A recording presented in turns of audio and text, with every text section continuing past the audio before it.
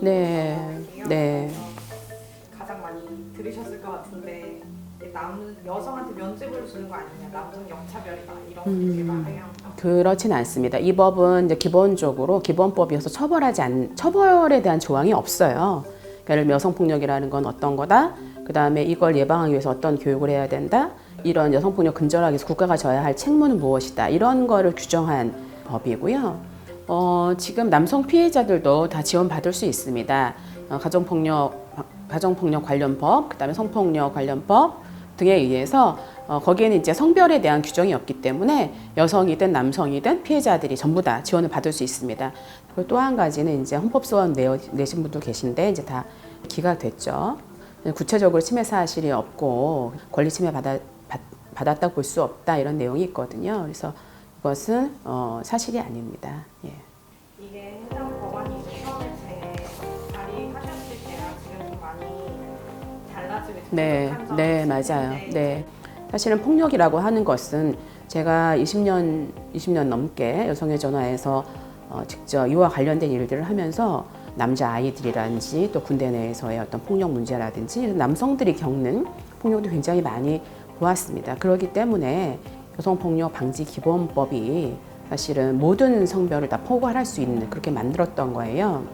제가 처음에 이 법을 낼 때는 정의에서 여성폭력이란 성별에 기반한 폭력 이렇게 돼 있었거든요. 이 법이 뭐 남녀 할 거 없이 모두를 이 법에서 포괄하는 그런 법이었었는데 이 법이 이제 법사위에서 통과되는 과정에서 법사위원님들이 정말 여러 가지 반대를 하셔서 결국 이 법이 성별에 기반한 여성에 대한 폭력으로 되게 한정돼서 이 법이 통과가 된 거예요. 그러다 보니까 뭐 남성들은 남성은 배제하는 거냐 이렇게 얘기를 하기도 하고 제가 좀 우려가 되는 부분은 법사위의 속기록들을 보면 왜 이거를 그렇게 이상하게 만들었는지를 우리가 알 수가 있거든요. 그래서 사실은 개정하는 작업도 참 녹록진 않겠다 이런 걱정이 되지만 아무튼 그 부분을 바꿔야 하는 부분이 아주 큰 부분이 있습니다. 여러분도 아실 것 같은 승리 사례가 그렇게 많이 언급이 되거든요. 네. 막 쳐다만 봐도 잡혀갈 수 있다, 뭐 허위 보도가 중요할 거다 이런 이야기들이 있는데. 네.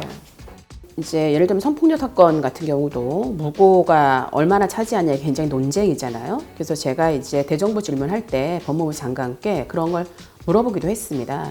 이 성폭력 무고의 문제 때문에 굉장히 사회적 갈등이 있는데 그렇다면 이게 얼마인지 밝혀야 되는 거 아니냐 이런 제안을 한 적이 있고요. 그래서 형사정책연구원에서 연구를 했는데 얘기되기로는 성폭력 사건으로 무고로 인정받은 경우가 한 6.2% 정도? 10%가 안 되는 거거든요. 근데 이거는 영국에서 발표했던 거랑 거의 비슷합니다.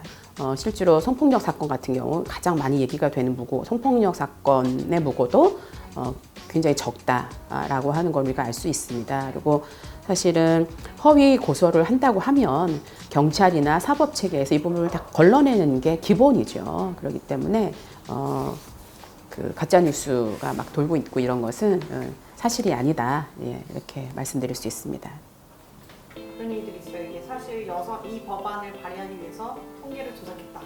그런 거는 사실은 뭐 그거는 있을 수가 없는 일입니다. 왜냐하면 우리가 만든 통계를 쓴 게 아니고요.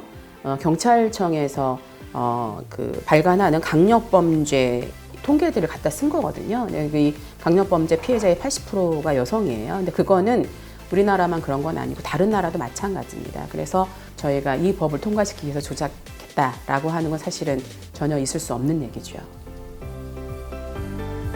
고맙습니다. 어디서 오셨어요, 오늘? 아유, 어떡해. 멀리서 오셨다. 너무